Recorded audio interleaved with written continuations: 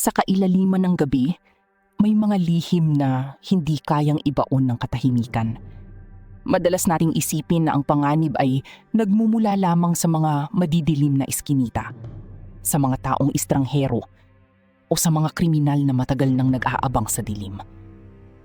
Ngunit, paano kung ang tunay na halimaw ay kasama mo lamang sa iisang hapag? Paano kung ang kamay na nag-abot sa iyo ng baso ng tagumpay ang siya ring tatapos sa iyong hininga? Sa lalawigan ng Capiz, partikular sa Roxas City, isang karumal-dumal na trahedya noong Mayo 15, 2024 ang yumanig sa buong komunidad. Isang gabi na dapat sana ay puno ng tawanan at pagdiriwang para sa mga magsisipagtatapos, ang biglang nabalot ng lagim at karakasan.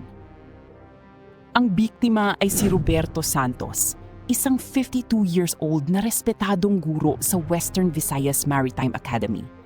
Sa loob ng maraming taon, inialay ng beteranong propesor ang kanyang buhay upang hubugin ang kaisipan ng mga kabataang nangangarap maging marinero. Kilala siya bilang isang mapagkumbabang tagapagturo, mahinahon at huwarang ehemplo ng disiplina. Subalit sa isang iglap, ang kanyang buhay ay marahas na winakasan ng isang kabataang 19 years old pa lamang, ang suspek na si Mark de la Cruz. Isang binatilyo na nasa bungad pa lamang ng kanyang buhay, ngunit nagpadala sa bulong ng galit at impluwensya ng alak. Isang maagang graduation dinner ang naging tagpuan ng dalawa. Isang pagtitipon na sumisimbolo ng panibagong simula, ngunit naging bangungot para sa pamilya ng biktima. Maraming tanong ang bumabalot sa kasong ito. Ano nga ba ang totoong naganap sa likod ng mga tawanan habang lumalalim ang gabi? Paano humantong ang isang simpleng diskusyon sa isang malagim na trahedya? Bakit hindi pinakinggan ng suspek ang pagsusumamo ng isang matandang guro na umiwas sa gulo? Sa pagsisimula ng ating pagsisiyasat, hahalukayin natin ang bawat sulok ng madilim na kaganapang ito. Bubuklatin natin ang mga nakakakilabot na detalye ng krimen na nag-iwan ng malalim na sugat sa komunidad. Nagsimula ang lahat sa isang maliwanag na hapon noong Mayo 15, 2024 sa Roxas City. Masaya ang kapaligiran dahil nalalapit na ang pagtatapos ng semestre sa Western Visayas Maritime Academy. Bilang pagkilala sa pagsisikap ng mga mag-aaral, nagkaroon ng isang maagang salo-salo o graduation dinner.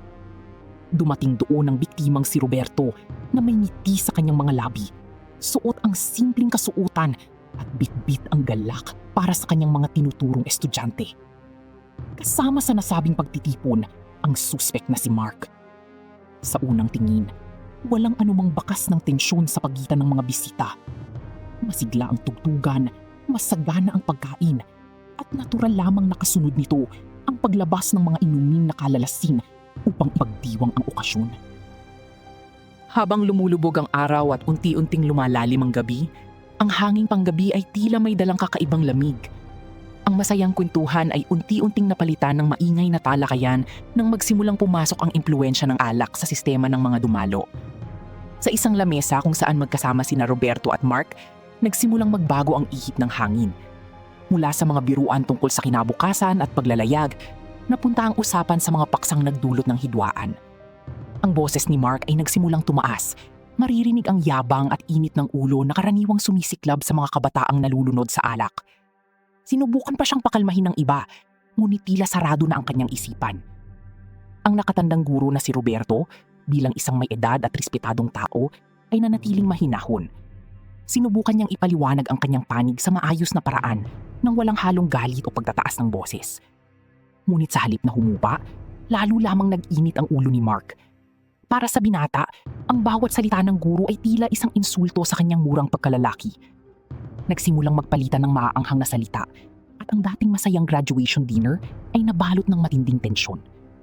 Ang mga nakapaligid ay nakaramdam na ng panganib, ngunit walang sino man ang nag-akalang ang simpleng pagtatalong iyon ay hahantong sa sukdulang karahasan.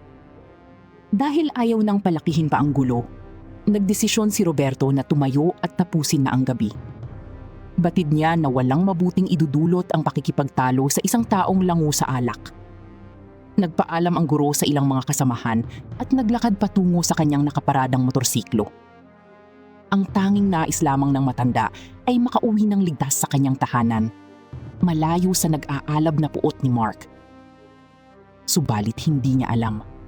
Ang kanyang pagtalikod ay hindi naging hudyat ng kapayapaan, kundi hudyat ng isang nakakakilabot na pagtugis na magtatapos sa kanyang sariling buhay. Sumakay si Roberto sa kanyang motorsiklo at pinaandar ang makina nito. Sa gitna ng dilim sa mga kalsada ng lungsod, naramdaman niya ang kaunting ginhawa sa pag-akalang naiwan na niya ang gulo sa likuran. Ngunit ang kadiliman ng gabi noong Mayo 15, 2024 ay may itinatagong banta. Si Mark, na nilalamon na ng labis na galit at walang habas na puot, ay hindi pumayag na matapos ang gabi ng ganoon na lamang. Para sa binata, hindi pa tapos ang laban. Dali-dali ring sumakay si Mark sa kanyang sasakyan upang habulin ang papalayong tagapagturo. Ang ugong ng makina sa kalsada ay tila tunog ng kamatayan na mabilis na humahabol sa walang kamalay-malay na biktima. Hindi nagtagal, naabutan ni Mark ang motorsiklo ni Roberto. Sa isang liblib at madilim na bahagi ng daan, hinarang ng binata ang guro, dahilan upang mapilitan itong huminto at bumaba. Sa puntong ito, kitang-kita sa mga mata ng nakababatang lalaki ang matinding pagnanasang manakit. Kahit na nahihirapan at naguguluhan, sinubukan pa rin ni Roberto na magsalita ng mahinahon. Nagmakaawa ang guro na itigil na ang kabaliwan, ngunit bingi na si Mark sa anumang pakiusap.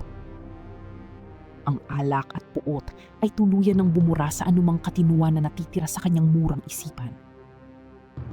Walang sabi-sabing sumugod si Mark at pinakawalan ang kanyang mababangis na kamao.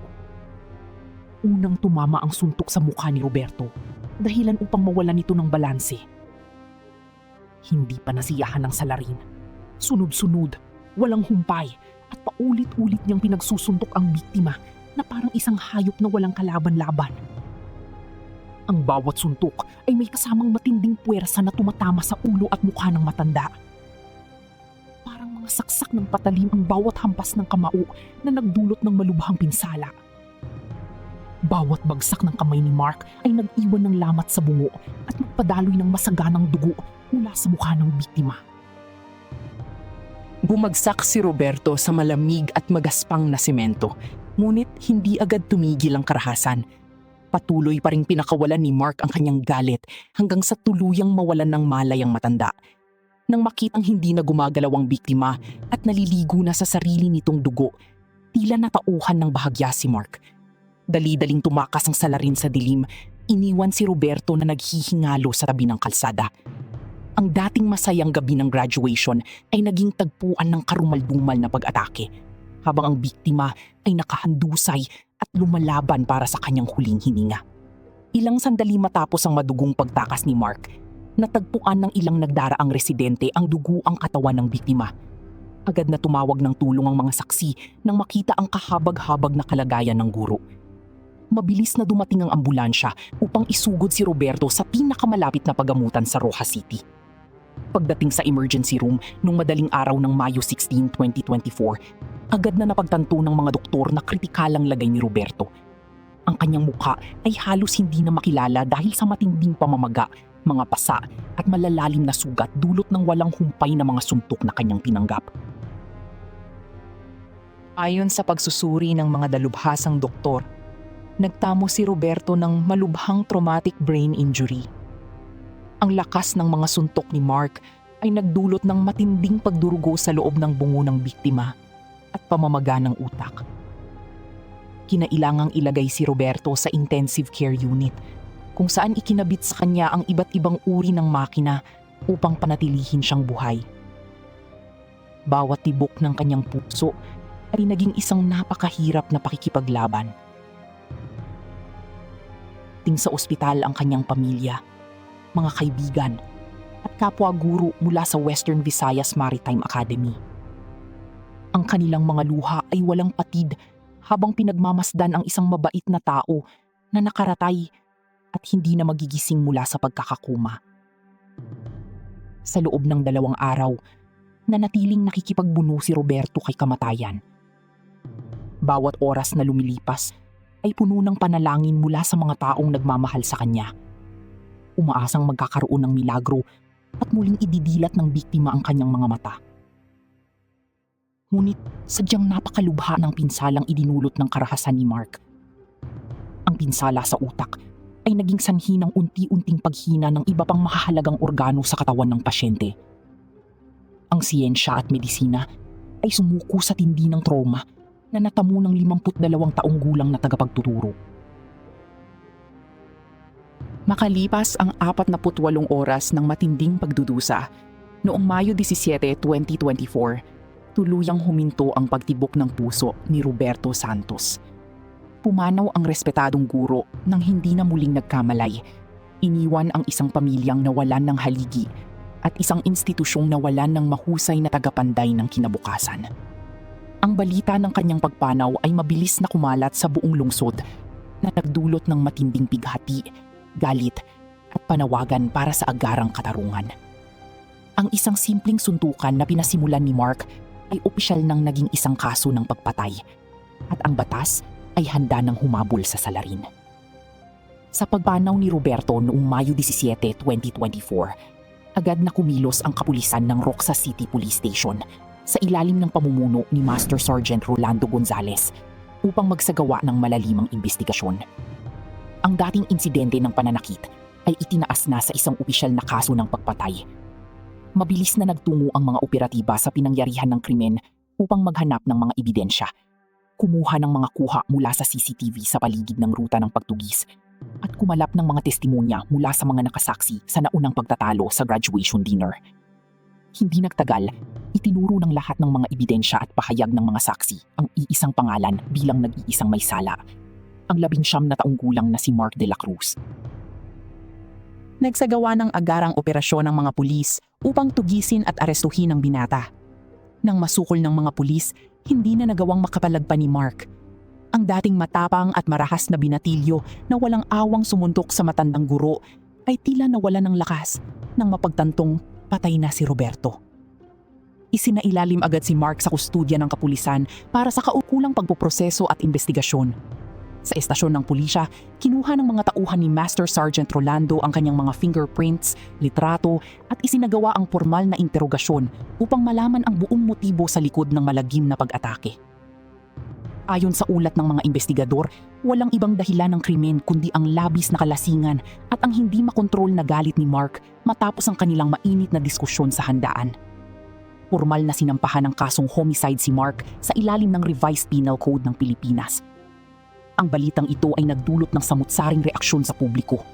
Marami ang nagpahayag ng galit dahil sa kawalan ng galang ng kabataan sa isang nakatatanda at guro. Ang pamunuan ng Western Visayas Maritime Academy ay naglabas din ng kanilang opisyal na pahayag, kinukondena ang karahasang sinapit ni Roberto at humihiling ng pinakamataas na parusa para sa suspek.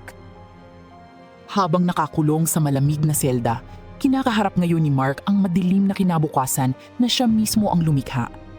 Ang kanyang kabataan ay magugugol sa loob ng rehas na bakal habang hinihintay ang paglilitis sa hukuman. Sa kabilang banda, ang pamilya ni Roberto ay nananatiling matatag sa kanilang laban upang makamit ang buong hustisya. Ang mga ebidensyang nakalap ng pulisya sa pangunguna ni Master Sergeant Rolando ay magiging matibay na sandata sa korte upang tiyakin na pananagutan ni Mark ang bawat patak ng dugo at bawat suntok na pumatay sa isang inosenteng tao. Ang malagim na trahedyang sumapit kay Roberto Santos sa mga kamay ni Mark de la Cruz noong Mayo 2024 ay nag-iiwan ng isang napakabigat na aral sa ating lipunan. Isang paalala na sa loob lamang ng ilang segundo, ang galit na hindi napigilan ay kayang sumira ng napakaraming buhay. Ang buhay ng isang iginagalang na guro ay nawala ng ganoon na lamang, habang ang kinabukasan ng isang 19 na taong gulang na binata ay tuluyan ng gumuho.